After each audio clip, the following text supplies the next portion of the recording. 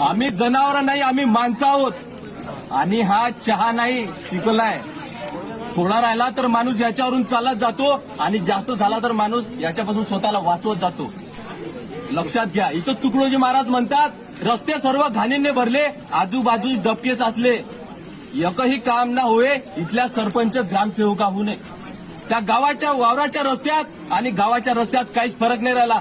त्या वावराच्या पांढऱ्यांना चिखलच पाहावा लागतो आणि गावातल्या रस्त्यात पण तेच चित्र आहे. इथून अख्खं गाव बाजारासाठी जाणं येणं करतं. पावसाळ्यात साधी चालायला सुद्धा जागा नाही, पण हे दुर्लक्ष करतात.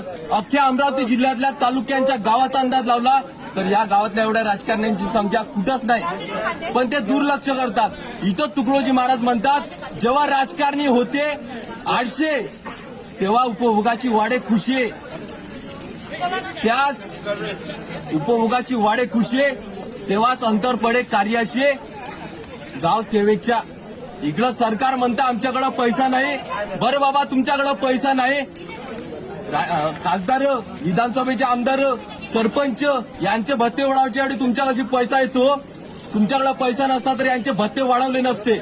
बरं बाबा, तुमच्याकडे पैसा नाही, बाजारपेठेचा रस्ता बांधण्यासाठी पैसा नाही, रोड बांधण्यासाठी पैसा नाही, तर निदान खडीकरण तर करून द्या.